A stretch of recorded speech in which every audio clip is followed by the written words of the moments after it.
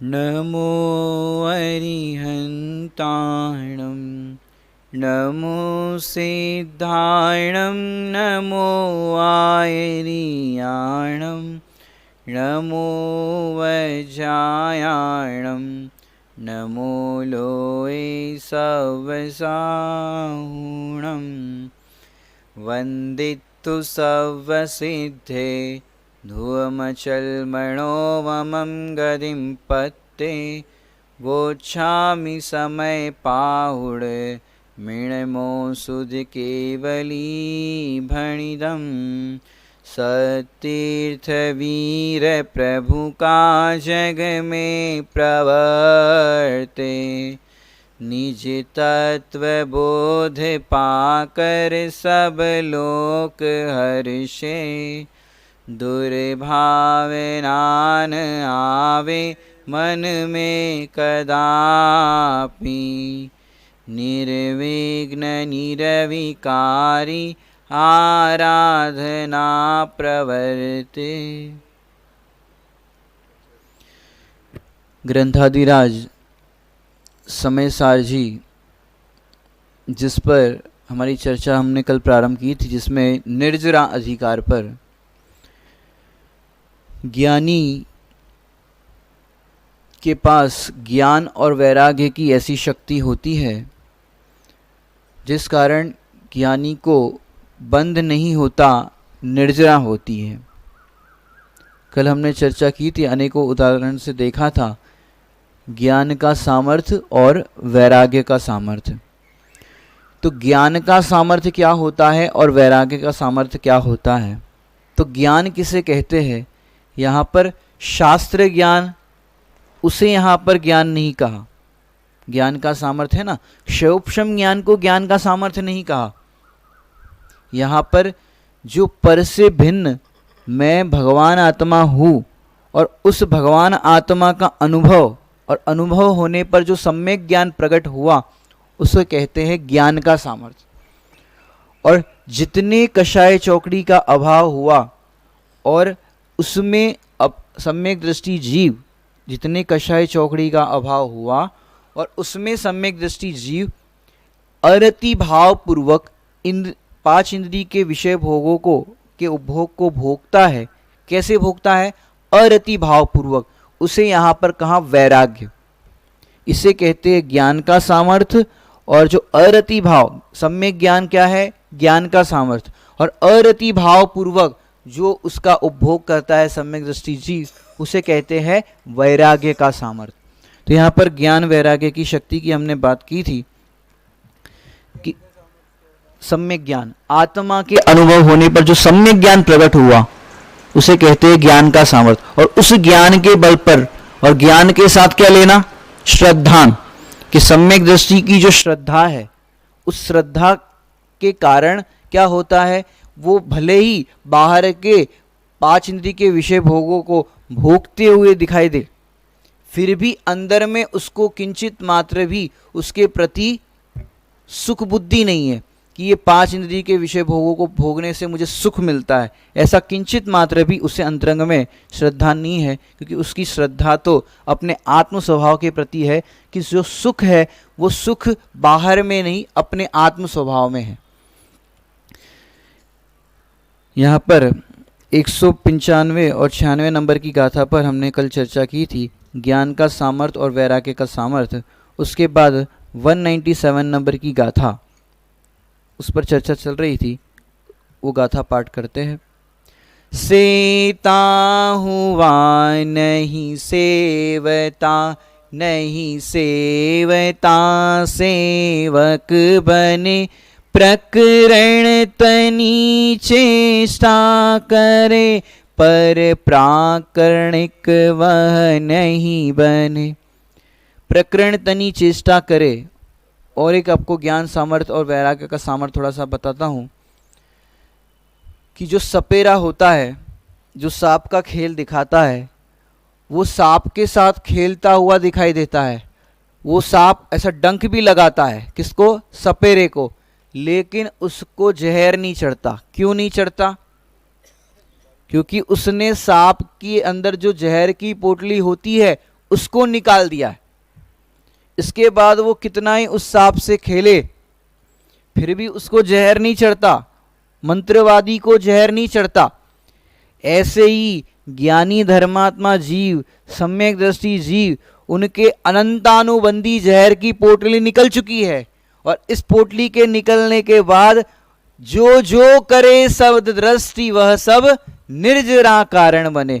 उसको वो अनंतानुबंधी पोटली निकलने के बाद उसको मिथ्यात्व रूपी जहर चढ़ता नहीं। ऐसे ज्ञानी की ज्ञान की सामर्थ्य है। और तो और आपने देखा होगा नाटक समय सारजी के अंदर भी निजरा अधिकार के अंदर आप देखो तो अनेकों उदाहरण दिए हैं। कीचड़ के अंदर कमल रहता है फिर भी कीचड़ कमल को नहीं छूता। पानी के अंदर स्वर्ण को रखो फिर भी जंक उसको नहीं लगता। बैंसरी के वचनामृत में आया है ना, जेम कंचन ने काट न लागे, अग्नि ने उधे ना लागे, एम आ भगवान आत्मा 4 गति 84 लाख योनिમાં પરિભ્રમણ કર્યું છતાં પણ આ ભગવાન આત્મામાં કિંચિત માત્ર પણ કમી નથી આવી। पर्यायहीनता से मुझ में कमी न आई, पर्यायहीनता से मुझ में कमी न आई। ऐसे अनेकों उदाहरण से नाटक समय सारजी में भी उसका बताया। ये ज्ञान का सामर्थ्य है। और अब आगे की जो गाथा की चर्चा हम कर रहे हैं, सेता हुआ नहीं सेवता, नहीं सेवता सेवक बने, कि वो सारी चेष्टाएं करते हुए दिखाई देता है ज्ञानी धर्मात्मा पुरुष। 6 खंड के वैभव को भोगता हुआ दिखाई दे रहा है, 96,000 रानियों को भोगता हुआ दिखाई दे रहा है, फिर भी वो ज्ञानी धर्मात्मा पुरुष को कर्मबंध नहीं होता, निर्जरा होती है। ऐसा कैसा? इस अधिकार के अंदर तो ज्ञानी संवर अधिकार में क्या किया, ज्ञानी धर्मात्मा पुरुषों के भेद विज्ञान पुरुषों की प्रशंसा की, भेद विज्ञान का अभिनंदन का अधिकार बताया संवर अधिकार। निजरा अधिकार में भी भेद विज्ञान की बात है, लेकिन इसके अंदर मूल तो ये बताया कि ज्ञानी धर्मात्मा पुरुष जो है वो ज्ञानी धर्मात्मा पुरुष को 5 इंद्रिय के विषय भोगों को भोगने पर भी निर्जरा होती है। और वो निर्जरा कैसी है कि वो ज्ञानी धर्मात्मा पुरुषों की सम्यक दर्शन सहित निर्जरा है, जिसे हम कहते हैं संवर पूर्वक निर्जरा। और वास्तव में वही निर्जरा है, वो काम की है। तो प्रकरण तनी चेष्टा करे पर प्राकरणिक वो नहीं बने। जैसे देखो घर के अंदर मेहमान आए और मेहमान के साथ एक तूफानी बच्चा भी आए। अब वो तूफानी बच्चा क्या करता है कि सीधा एक स्थान पर बैठता नहीं है, कभी पर्दे खींचेगा तो कभी सोफा सेट पर चढ़ जाके कूदेगा, कभी टीवी चालू कर देगा, कभी कुछ करेगा। तो ये तूफानी बच्चा इस तरह से हरकत करता है। तो जो घर के बच्चे की मम्मी है वो क्या करती है, वो उस बच्चे को नहीं डांटती, वो अपने बच्चे को डांटती। अब दिखाई क्या दे रहा है कि वो मम्मी अपने बच्चे को डांट रही है और वो बच्चा क्या करता है कि भाई मैं तो कोई मस्ती नहीं कर रहा हूँ, कोई तूफानी हरकत नहीं कर रहा हूँ और आप मुझे क्यों डांट रही हो। तो मम्मी ने इशारे से बताया तुम्हें नहीं, उसे बताना है। अब मम्मी अपने बच्चे को डांटते हुए दिखाई दे रही है, फिर भी अब क्या होगा, वो बच्चा अब दूसरी बार अगर अपने बच्चे को मम्मी डांटेगी तो बच्चा दुखी होगा कि नहीं होगा, कि नहीं दुखी होगा। क्यों? क्योंकि मैं तो अकर्ता हूँ, निर्दोष हूँ, मेरी इसमें कोई गलती नहीं है, वो तो उसे डांटने के लिए कर रहे हैं। ऐसे ज्ञानी धर्मात्मा पुरुष ये जितने भी उसके नियोग है, 96,000 रानी, 6 खंड का वैभव और जितने भी उसका परिणमन होना है, वो सारा परिणमन ज्ञानी धर्मात्मा पुरुष कैसा जानते हैं कि इसमें मेरा किंचित मात्र भी कर्तव्य नहीं है, मैं इसका कर्ता नहीं हूँ, मैं इसका भोक्ता नहीं हूँ, मैं तो मात्र ज्ञाता दृष्टा हूँ। अब ज्ञानी धर्मात्मा पुरुषों की जो परिणति है वो कोई अद्भुत है कि सीता जी को देखो, सीता जी जब अयोध्या के अंदर राजमहल में थे तो तब क्या था कि मधुर मधुर जो बीणा की आवाज आ रही थी महलों के अंदर, वो मेरे ज्ञान का गे, और जंगल के अंदर पशुओं की जो आवाज आ रही है, ये पशुओं की आवाज भी मेरे ज्ञान का गे, मैं तो मात्र गायक। वो मधुर मधुर बीणा की आवाज भी प्रसन्नता नहीं देती, और यहां पर जो पशुओं की आवाज भी है वो दुख नहीं देती, मैं तो दोनों से भिन्न भगवान आत्मा हूं। ऐसा ज्ञानी चिंतन करते। निज भाव को छोड़े नहीं, किंचित ग्रहे पर भावना, जाने व देखे मैं वही, ज्ञानी करे चिंतन यही। ज्ञानी ऐसा चिंतन करते हैं, मैं तो मात्र जानने देखने वाला हूं, मैं तो मात्र ज्ञाता दृष्टा हूं। ऐसी ज्ञानी की परिणति है। प्रकरण तनी चेष्टा करे, वो प्रकरण के अंदर वैसी चेष्टा करते हुए दिखाई देता है, लेकिन वो किंचित मात्र भी उसका कर्ता भोक्ता स्वामी अनुभव नहीं करता। ऐसे ज्ञानी होते। सेता हुआ नहीं सेवता, नहीं सेवता सेवक बने, प्रकरण तनी चेष्टा करे पर प्राकरणिक वो नहीं बने। अब प्रकरण तनी चेष्टा करे कि ऑफिस के अंदर आप देखो तो उसका जो ऑफिस के अंदर कंप्यूटर चलाने वाला डेटा एंट्री वाला अधिकारी जो होता है वो एंट्री करता है। अब चपरासी भी है, वो चपरासी भी वहाँ पर साफ सफाई करने आता है। वो देखता है साहब यहाँ से बटन दबाते हैं, यहाँ से ऐसा करते हैं, तो थोड़ा बहुत उसने भी देख लिया कंप्यूटर कहाँ से चालू होता है, कहाँ से उसकी स्विच है, सब उसने देख लिया। अब वो चपरासी एक दिन अधिकारी नहीं आया कंप्यूटर चलाने वाला। फिर क्या हुआ, एक दिन एक बहुत ही ज़रूरत वाली फाइल बैंक में भेजनी थी। अब क्या हुआ, वो चपरासी कहने लगा मुझे भी आता है चलाना। अब वो उसको चलाए और गलती से डिलीट बटन दब गया। अब बताओ क्या होगा, किसको डांट पड़ेगी? कि प्रकरण तनी चेष्टा तो किसकी दिखाई दे रही है कि वो सफाई कर्मचारी, सफाई जो करने वाला है ऑफिस में, उसकी दिखाई दे रही है। लेकिन वो तो कहेगा कि भैया हमें क्या मालूम, आपने कहा ये बटन दबाओ तो हमने बटन दबाया, इतना हमें पता था। तो ऐसे ज्ञानी पुरुष जो है वो पांच इंद्रिय के विषय भोगों को भोगेंगे, ऐसा दिखाई देगा।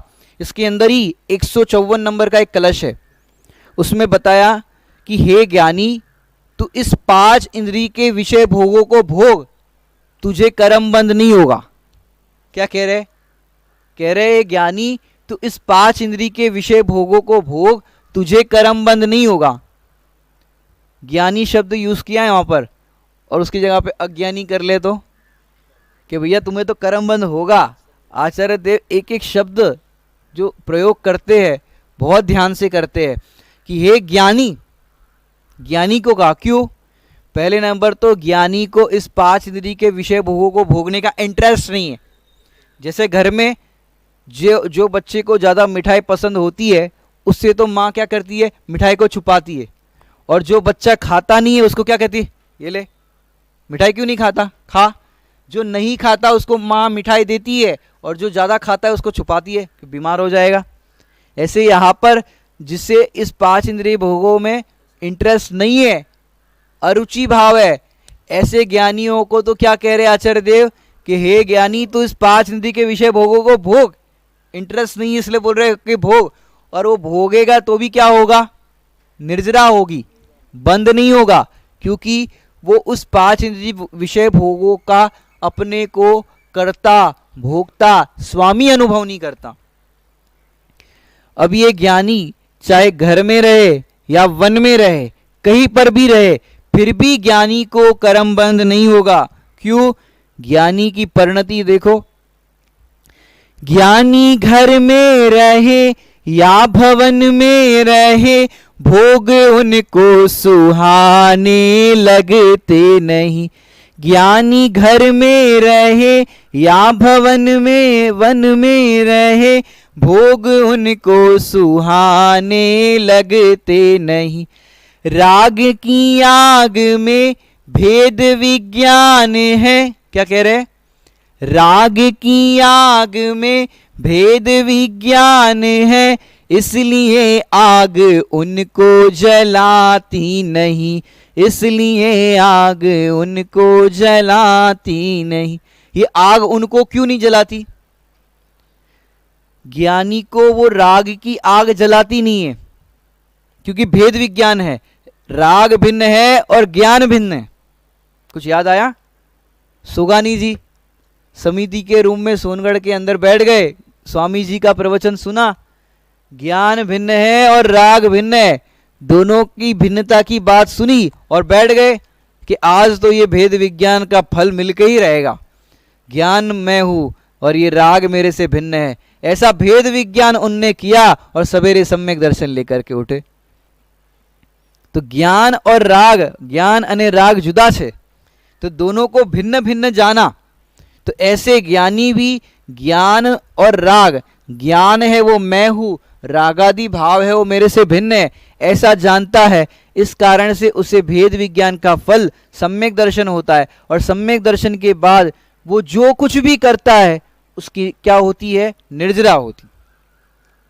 तो प्रकरण तणी चेष्टा करे पर प्राकरणिक वह नहीं बने, कि अपने आप को वो अकर्ता देखता है ज्ञानी, वो उस प्रकरण में चेष्टा करते हुए तो दिखाई देता है, लेकिन उसका प्राकरणिक अर्थात कर्ता अपने आप को नहीं मानता। क्यों? अब 5 इंद्रिय के विषय भोगों को ज्ञानी क्यों नहीं भोगता और उसमें उसको सुख और आनंद क्यों नहीं है? क्योंकि वो जानता है ये परद्रव्य है, मेरा और इसका कोई संबंध नहीं है। जिसे कहा यहां पर 200 नंबर के कलश में, नास्ति सर्वोपि संबंध, मेरा और उसका कोई संबंध नहीं है। ये एक कारण। दूसरा, ये 5 इंद्रिय के जो विषय भोग है, संयोग है, वो कैसे है? नित्य है कि अनित्य है? अनित्य है। ये अनित्य है, इससे कभी भी सुख की प्राप्ति होगी नहीं और इस संयोग का वियोग होगा। और भगवान आत्मा कैसा है कि वो भगवान आत्मा जिसका कभी वियोग हो नहीं सकता, अनादि काल से मैं अपने पास हूं और अब तक अपने आत्मा की खबर नहीं। तो यहां पर प्रकरण तनी चेष्टा करे पर प्राकरणिक वह नहीं बने, ऐसी सुंदर चर्चा यहां पर दी। उसके बाद आगामी जो गाथा है वो बहुत ही सुंदर गाथा है। उस गाथा के अंदर देखिए क्या बताते हैं। उत्थानी का पढ़ते हैं, बहुत सुंदर है। 198, 199 और 200 नंबर की गाथा, इस तरह से 3 गाथाओं का यहाँ पर है बंश। उसमें लिखा है, सम्यक दृष्टि अपने आत्मा को सामान्य रूप से और विशेष रूप से परभावों से भिन्न जानता हुआ नियम से ज्ञान वैराग्य संपन्न किस प्रकार होता है। क्या लिया है यहाँ पर? सम्यक दृष्टि ज्ञानी धर्मात्मा जीव सामान्य रूप से और विशेष रूप से। अब ये सामान्य रूप और विशेष रूप क्या होता है कि देखिए, जैसे आप फ्रूट की दुकान पर गए, फल की दुकान पर गए, तो सारे फल जो आपको दिखाई दिए ये है सामान्य, सब्जी सारी दिखाई दी है क्या है? सामान्य। और उसमें से आपको क्या लेना है कि टमाटर लेना है, लौकी लेना है, अनार लेना है, एप्पल लेना है, तो ये हो गया विशेष। पहली बार आपने जो फल सब्जी देखी वो है सामान्य। अब उसमें से आपको क्या लेना है, उसमें जो छांटने की बात आती है वो क्या है? विशेष। अब यहां पर उत्थानिका में क्या लिखा? सम्यक दृष्टि अपने आत्मा को, किसको? अपने आत्मा को सामान्य रूप से और विशेष रूप से परभावों से भिन्न जानता हुआ। अब यहां पर सामान्य रूप और विशेष रूप, ये सामान्य और विशेष बना किस में लेना? प्रश्न यहां पर करता हो, ये सामान्य रूप और विशेष रूप किस में लेना? स्व में लेना कि पर में लेना? सामान्य रूप और विशेष रूप किस में लेना? स्व में कि पर में लेना? प्रश्न समझ में आया? सम्यक दृष्टि अपने आत्मा को सामान्य रूप से और विशेष रूप से पर भावों से भिन्न जानता है। तो वो किस प्रकार से जानता है? तो उसमें सामान्य रूप और विशेष रूप किस में लेना? स्व में लेना कि पर में लेना? आपको तो इसमें से चुनना है।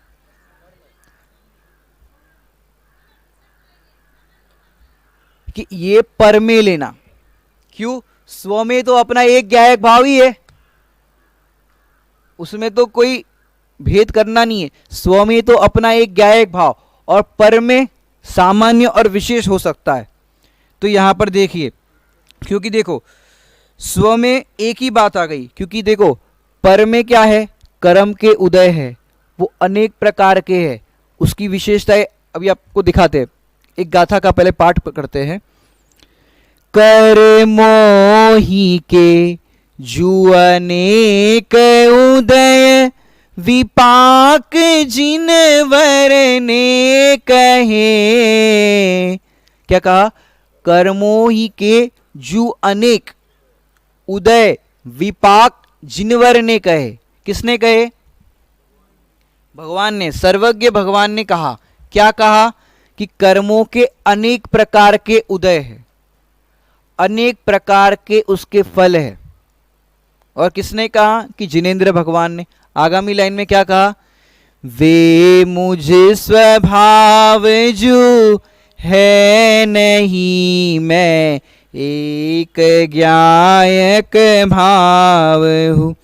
स्व में तो एक ज्ञायक भाव लिया। अब गाथा को सुनने के बाद समझ में आया होगा आपको कि कर्मों के अनेक प्रकार के उदय, कर्मों के अनेक प्रकार के फल, ये विशेष हो गया।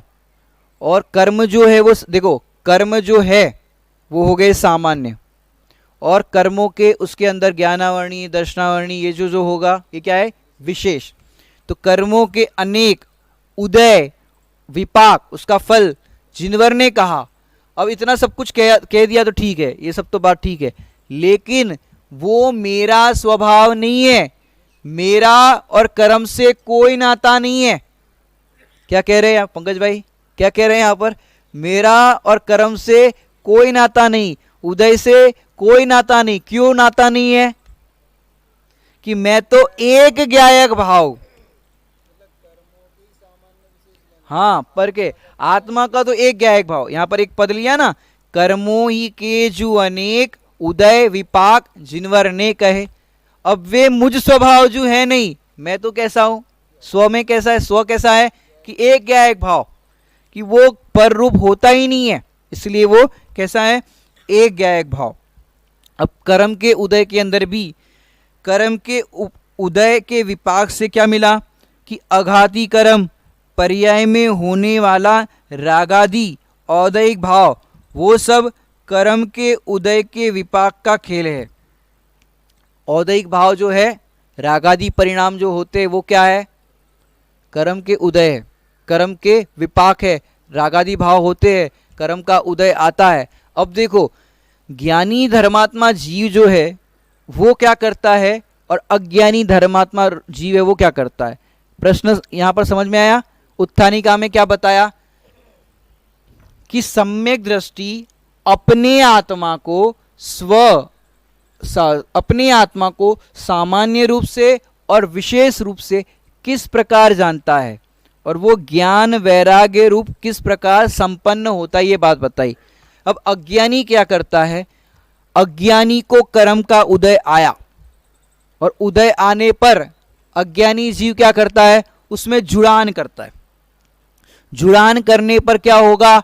नवीन राग द्वेष उत्पन्न होंगे, और नवीन राग द्वेष उत्पन्न होंगे तो क्या होगा? नया कर्म बंध होगा। और ज्ञानी को ही वो सेम उदय आए तो ज्ञानी क्या करता है? कि उस उदय में जुड़ता नहीं है। जुड़ता नहीं है मतलब कि उस उदय के काल में ज्ञानी अपने आप को उससे भिन्न अनुभव करता है, राग द्वेष के परिणाम नहीं करता कि ये अच्छा है या बुरा है, इनने मेरा बुरा किया, इनने मेरा भला किया, ऐसे राग द्वेष के परिणाम नहीं करता है ज्ञानी। इस कारण से ज्ञानी को बंध नहीं होता। कर्म का उदय अज्ञानी को भी आता है, कर्म का उदय ज्ञानी को भी आता है, लेकिन ज्ञानी धर्मात्मा उसके अंदर जुड़ान नहीं करता। कि देखो, सत्ता में पड़े हुए कर्म, आश्रव अधिकार के अंदर सत्ता में पड़े हुए कर्म को तो मिट्टी के ढेले के समान कहा, कि जैसे मिट्टी का क्या बोलते हैं ढेला होता है, वो ढेला तो पड़ा है, उसमें तो कुछ नहीं है। अब वो कर्म उदय में आए और उसमें जुड़ान करे तो नवीन आश्रव होगा, नवीन बंध होगा। लेकिन ज्ञानी उस उदय के काल में क्या करते हैं, वो मेरा स्वभाव नहीं है। आप गलत डोर पर नॉक कर रहे हो, ये आप गलत एड्रेस पर आए हो, ये मेरा स्वभाव नहीं है। और मेरा स्वभाव देखे तो, कि मेरा स्वभाव तो कैसा है, मात्र जानना मेरा काम, मात्र जानना मेरा स्वभाव है, देखना मेरा स्वभाव है। ये पर द्रव्य के साथ मेरा किंचित मात्र भी संबंध नहीं है। गुरुदेव श्री ने प्रवचन में इस गाथा के प्रवचन में बताया कि राग हुआ तो क्या हुआ कि कर्मोदय का विपाक है। तो राग का होना क्या है, पूर्व में कर्म बांधा था, उसका फल आया और यहाँ पर राग हुआ, तो वहां तक तो हमारी कोई गलती नहीं। राग हुआ और आत्मा के विपाक का फल नहीं है, कि ये तो कर्म के उदय का विपाक का फल है। स्वामी जी क्या कह रहे हैं, ये तो कर्म के उदय के विपाक का फल है, आत्मा के विपाक का फल नहीं है। क्यों? क्योंकि आत्मा में ज्ञान और आनंद है।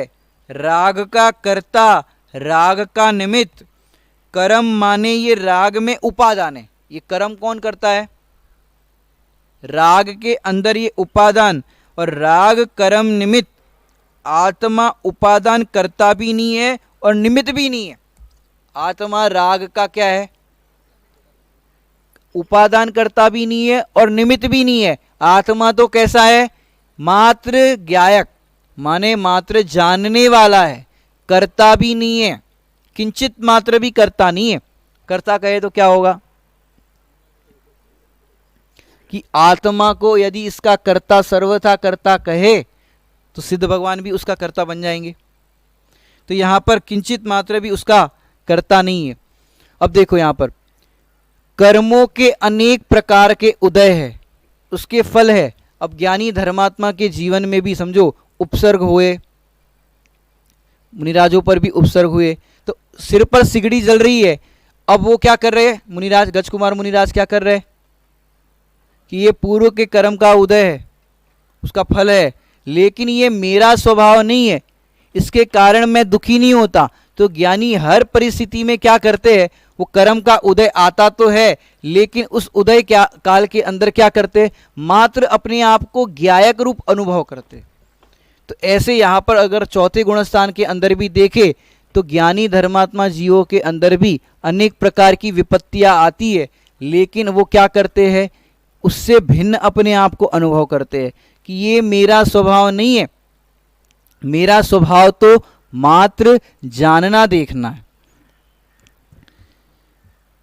अनेक प्रकार के उदय, देखो जैसे आप लोग घर में रोटी बनाते हो, अब रोटी बनाई तो रोटी अच्छी फूली या जल गई, दोनों के अंदर आपने क्या किया,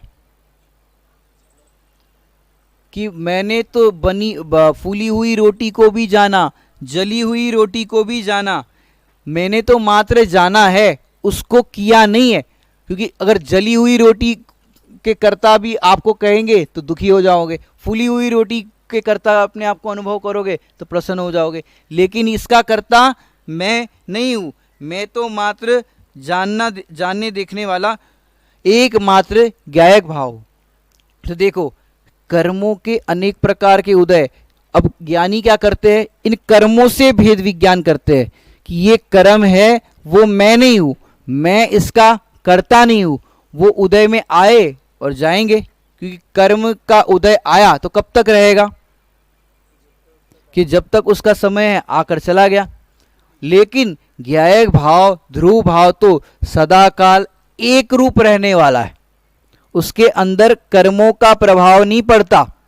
ये ज्ञायक भाव उससे अप्रभावी। जैसे देखो आप एक मच्छर जाली के अंदर बैठे हो, सोने के लिए आप मच्छर जाली आपने लगा दी। अब उस मच्छर जाली के अंदर आप तो सुरक्षित हो गए, लेकिन उस मच्छर जाली के बाहर हजारों लाखों मच्छर है, सफेद कलर की समझो मच्छर जाली है और हजारों लाखों मच्छर है। अब वो मच्छर आपने देखे बाहर, अब बताओ नींद आएगी कि नहीं आएगी? बोले साहब, आएगी कि नहीं आएगी? इतने सारे मच्छर है, आएगी नींद। क्यों? वो मच्छर तो इस मच्छर जाली के बाहर बाहर है, मेरी मच्छर जाली में आए नहीं। ऐसे ये कर्म का उदय भी कहां पर है? कर्म का उदय कहां पर है? कि कर्म का उदय कर्म में है, वो मेरे अंदर नहीं आया। निज प्रदेशत्व रूपी किला है, जो कभी ना किसी से भिदा है। कर्म रागादि भी, क्या कह रहे? कर्म रागादि भी रहते बाहर, बैठ पाए कदापि न अंदर।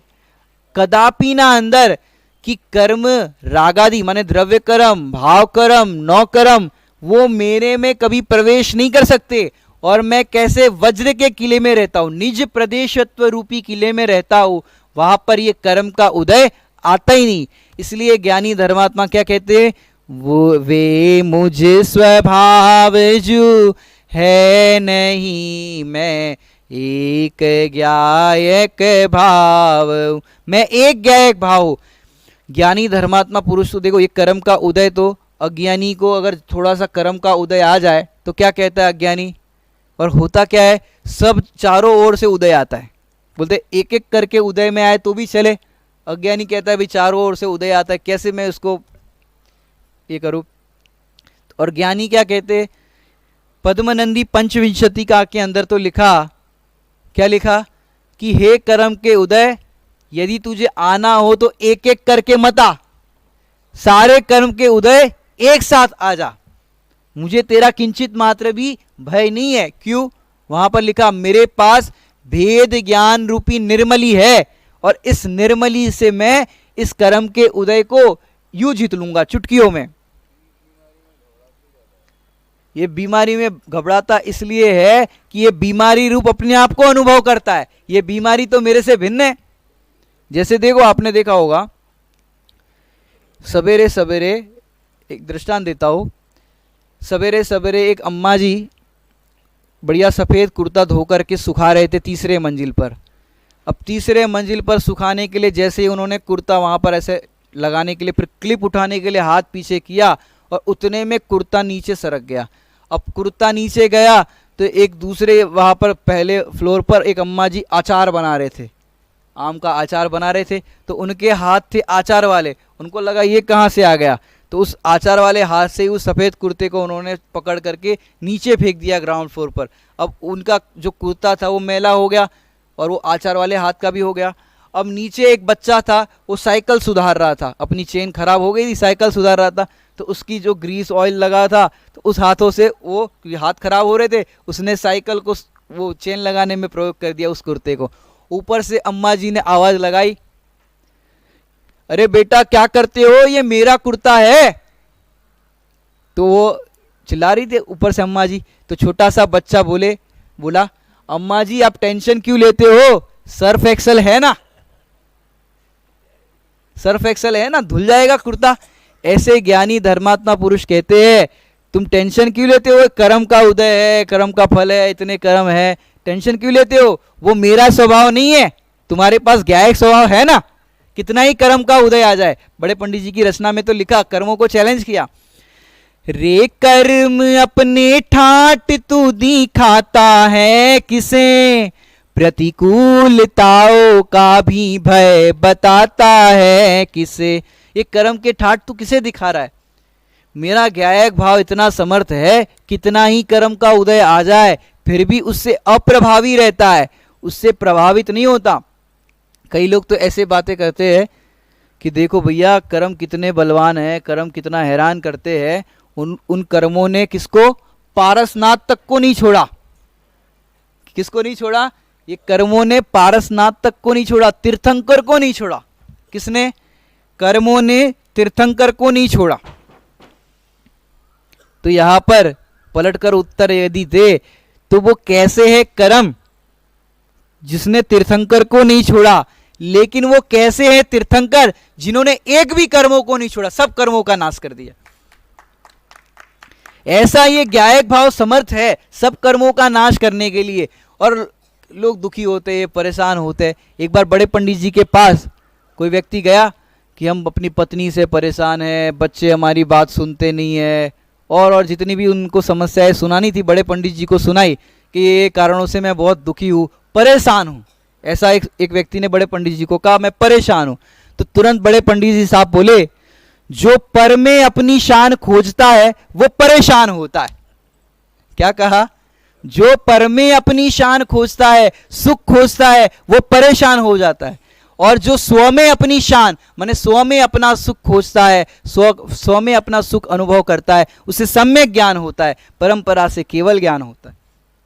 तुम बाहर बाहर सुख खोजोगे, पर द्रव्य को अपने अनुसार परिणमाना चाहोगे, तो वैसा तो संभव है नहीं। तुम अपने आप को ज्ञायक भाव रूप एक बार अनुभव तो करो। भाई सबके भजन में ना, दो घड़ी निज नाथ के नजदीक में आओ, अपनी प्रभुता देख लो, बाहर ना भरमाओ। 2 लाइन के अंदर पूरी बात आ गई। 2 घड़ी अपनी ओर तो देखो, अपनी ओर तो देखो कि कैसा है भगवान आत्मा। जब देखो तब तुम कर्म की ओर देखते हो, राग की ओर देखते हो। स्वामी जी के प्रवचन भी बढ़िया आनंद के चल रहे हो और बीच में कोई कह दे पण राग तो छे ने। क्या कहते थे? पण राग तो छे ने।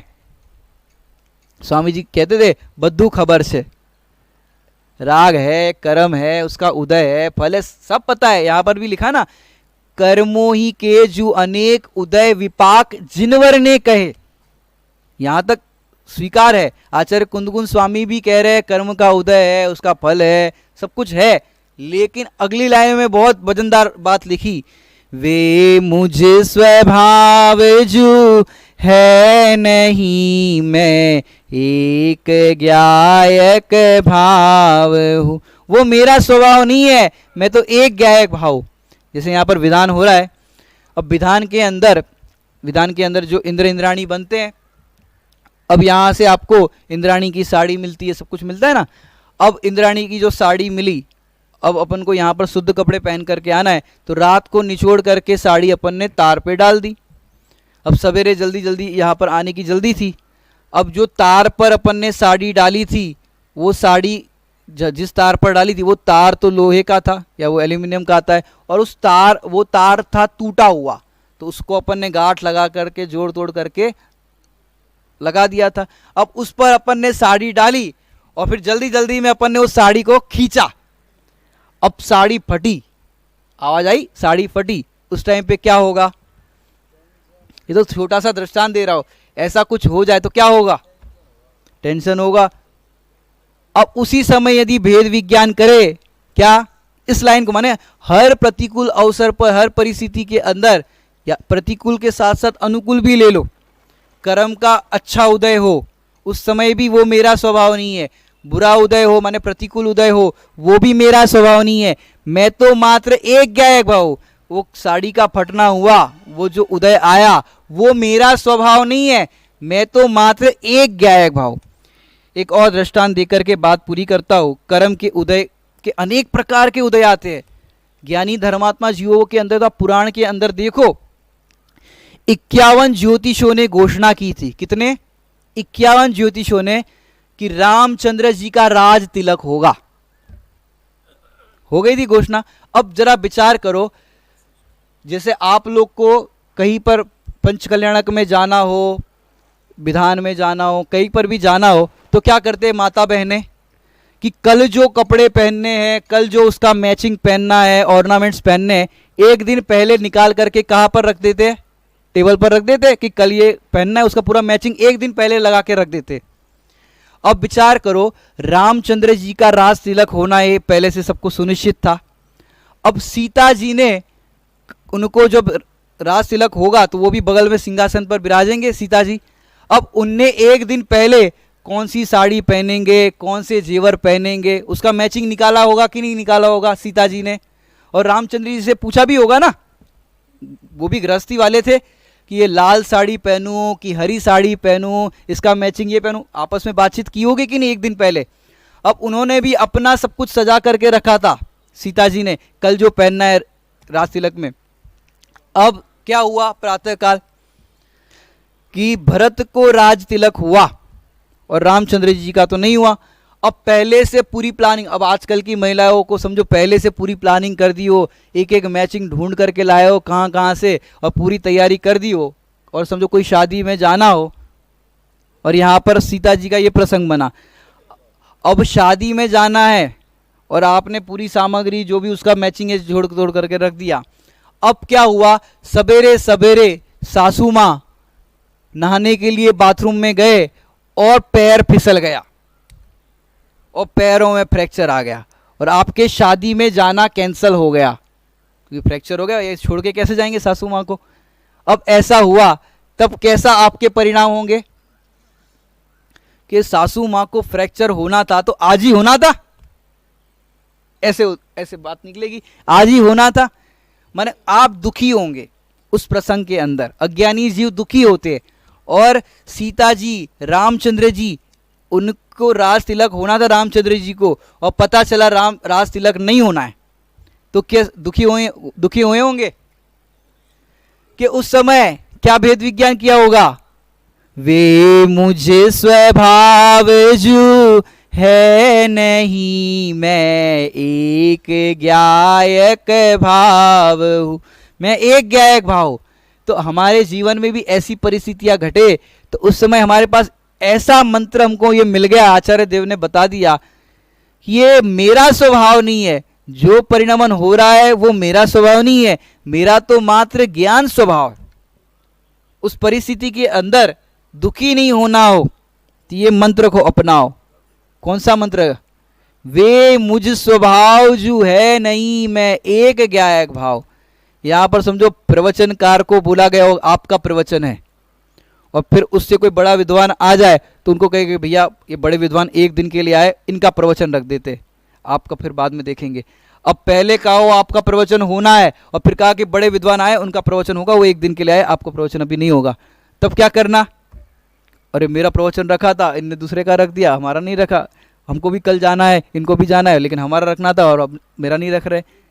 अरे उस समय भी भेद विज्ञान करो, वे मुझे स्वभाव जो है नहीं, मैं एक ज्ञायक भाव। हर परिस्थिति के अंदर एक ज्ञायक भाव रूप देखो। बड़े पंडित जी साहब तो कहते हैं कि जिस समय बिस्तर पर करवट बदलना भी समर्थ ना हो, उस समय इतनी सामर्थ्य नहीं है कि करवट बदले, लेकिन उस समय उपयोग बदल करके ध्रुव ज्ञायक भाव रूप अनुभव करना समर्थ है। मैंने करवट भी नहीं बदल सकता, उस समय उपयोग बदल सकता है कि नहीं बदल सकता, कि वहां से उपयोग अपना ज्ञायक भाव में लगा दे। ये बीमारी जो दिखाई दे रही है वो मेरा स्वभाव नहीं है, कर्म का उदय कर्म में है, मेरे ज्ञायक भाव में नहीं है। ऐसा भेद विज्ञान हम निरंतर करें और कर्मों से भिन्न भगवान आत्मा अनुभव करे, इसी मंगल भावना से विराम लेते। ओम नमः सिद्धेश्वराय।